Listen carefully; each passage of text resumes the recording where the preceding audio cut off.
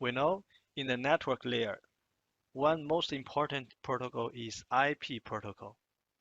And everyone knows that we have different versions of IP protocol. Now, the most popular version and the most used version is IPv4. For IPv4, we know that the length of the IPv4 addresses is 32 bits, which means we can only have maximum 2 power 32 IPv4 addresses. At the beginning of the network, this value is very, very huge, very big. But nowadays, we know that we have more than 6 billion population in the world, and we have more and more devices, network devices and equipment. This number is not enough for all the devices to have one IP address. So the IPv4 addresses are being exhausted. To solve this problem, we produce this NAT technique. So the NAT technique can help us to translate IP address. What does it mean? We know that our IP addresses, we have private IP address and public IP address.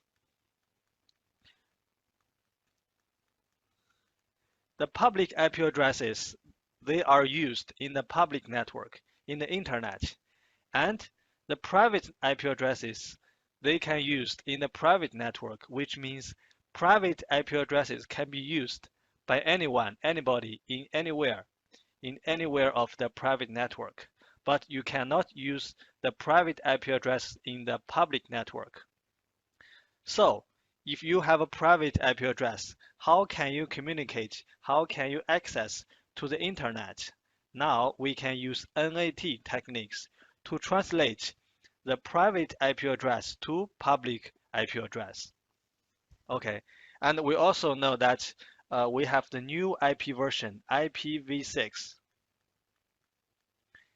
In IPv6, the length of the IPv6 address is 128 bits. So this length of the IP addresses is very big. So, but we know that now all the networks, they are based on IPv4, and all the internet servers, internet devices, they are also based on IPv4. It's very difficult and it's a lot of cost to change all the network devices, all the network to IPv6. So NAT techniques can help us slow down the process migrate to IPv6 network because of the NAT. Okay, so today's lecture we are going to learn the NAT, and after completion of this section, you will be able to list some of the different forms of NAT, explain the general behavior of NAT, and configure NAT to suit application requirements. Okay, so in this diagram, we can know our network can be divided into private network and public network. In the public network, we are using the public IP addresses, and in private network, we are using private IP addresses. You can see 192.168.1.1.1.2. This IP address, I think everyone is very familiar with these IP addresses because in your network, at your home, everyone they can use this IP address.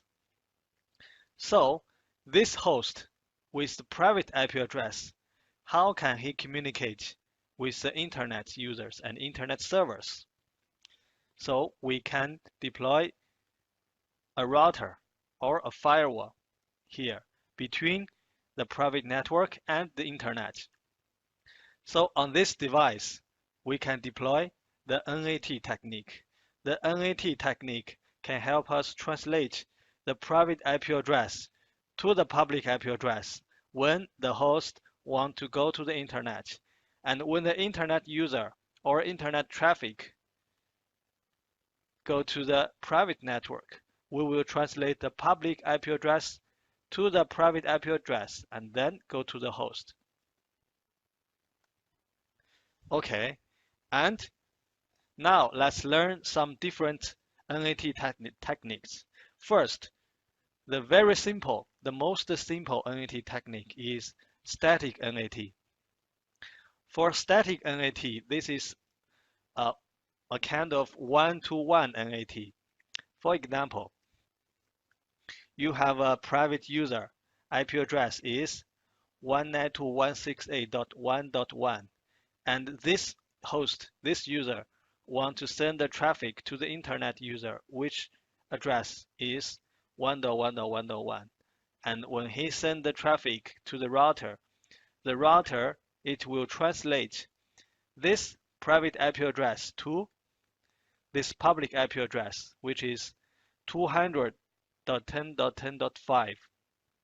So we configure this static NAT to make the translation between this address to this address, and then we can send this frame, this data, to the internet user. And when the internet user receive this package, he wants to reply this package to response. So he will send back. When he send back, the destination will be the public IP, which is 200.10.10.5, and source is itself, and then goes to the router. When the router receives this package, on the router we have a map. So this map is an NAT map. This map, we have the record between 10.1.1.1 and 20, between 192.168.1.1 and 200.10.10.5.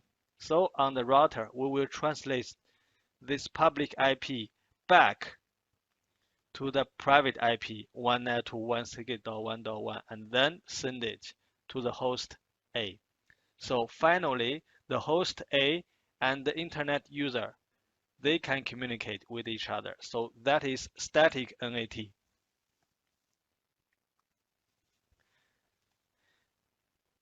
Now, next is dynamic NAT.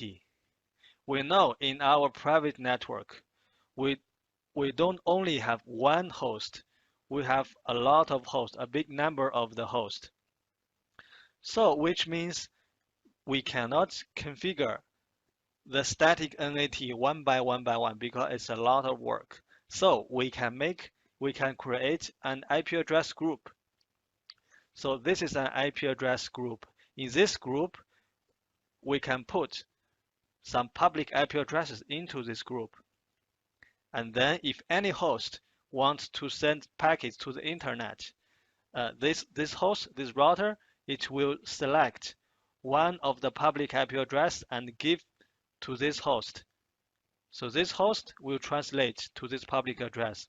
When the other host, another host, send a packet to the internet, okay, the router will select another public IP address from the rest of the groups, from the rest of the addresses in the group, and translate host B to another public IP address. Then they can communicate with the internet host. Okay, so dynamic NAT can help us save a lot of work, but dynamic NAT is also one-to-one NAT, which means one private IP can be translated into one public IP, and if this one public IP has been used by one of the hosts, and he cannot be used by other hosts, we must select another public IP to be used by another host.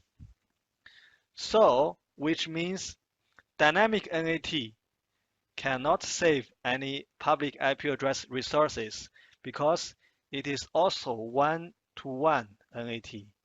One-to-one NAT cannot save the public IP addresses. So let's continue. Okay, in order to save the public IP address resources, we have a new technique, which is a network address port translation. Okay, let's look at what does it mean. Now, we have an IP address group. In this group, we have two public IP address, but we have a lot of hosts. We have a lot of hosts, and we want one IP address can be used by multiple hosts, not only one, by multiple hosts. So how to achieve this? How to achieve it? We know that when some host send a packet, it will have the TCP or UDP header. TCP or UDP header. And in the TCP or UDP header, we have the destination port ID, and source port ID. Okay, and we know the destination port ID is used to indicate what kind of application service for this packet. The destination port can tell us what is the application layer protocol of this packet. And the source port, the function of the source port is randomly generated by the host. So we can use the source port to distinguish different hosts. For example, when host A is 1.1, then source port is 1025, send a frame to the internet. We will translate it to this public IP address. But the source port ID will be translated to 2843. Okay? And when another host B, which is 1.2, and the source port is this one, go to the internet, we will still use the same public IP address, but a different source port ID, which is 2844. Okay, and on the router A, we will also have a map between these two IP addresses. So although they are using the same public IP address, but they have the different source port ID. And when the internet host send the packet back to the router, to the host, the destination will be the same, 200.10.10.11, 200.10.10.11. The destination are the same, but the destination ports are different. This port at the beginning are the source port when the private host send it to the internet. But when the internet send the packet back, the source port became the destination port of the packet. Because we have this map, so when the router checks this port ID, and the router will know 2843 is host A, which is 1.1, and 2844 is host B, which is 1.2. So at this time, router A can translate these two different packets to two different private IP addresses and then go to different hosts. So that is NAPT, Network Address Port Translation. So NAPT is a multiple to one technique. This technique can help us to save the public IP address resources because one public IP address can be translated by multiple private IP addresses. Okay, let's continue. Next is Easy IP. Easy IP is similar to the NAPT. NAPT, we have a address pool. In that address pool, we can have multiple public IP addresses. But Easy IP, we don't need to create the public address pool. We can directly use the outbound interface of the router. Because this outbound interface are directly connected to the internet, which means this outbound interface IP address must be the public IP address. So we can use this public IP address and translate all the host, all the private IP address to this one public IP address. So we can save our public IP address resources. Okay, next is NAT Internal Server. For the past of the slides, we learn when we have some host and we want the host to communicate with the internet users or internet servers. So that communication is started from the inside to the outside. But what if the communication is started from outside to inside? For example, we have a server in our private network, and this server, we want this server to provide some service for the internet. For example, this server is a web server, is a Google server, it's a web server. And if the host in the internet wants to communicate with this server, they cannot use the private IP address because in the internet we don't have any private IP address. So we must give them a public IP address of the server. Then they can send the packet to this public IP address and then go to this private server. So which means this communication is started from the outside to inside. So this technique is NAT Internal Server. So on the router, when we deploy the NAT Internal Server, the router, it will publish one public IP address and one port ID to the internet.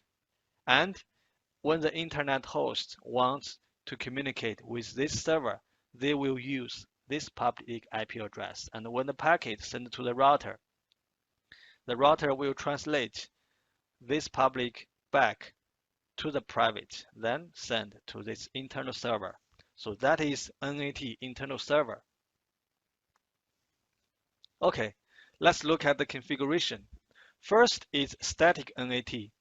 For the static NAT, on the router A, first we configure the IP address for the interface, and then configure IP address for this interface 0100. And then this command, NAT static global 200.10.10.5, which is the public IP address, inside 192.168.1.1, which is private IP address. So this command means when a packet source IP address is 192.168.1.1 goes to the router, it will translate this private IP to this public IP. But when other IP address goes to the router, for example, 192.168.1.2, it will not translate that IP to this public. It is one-to-one. After the configuration, we can use display NAT static to check.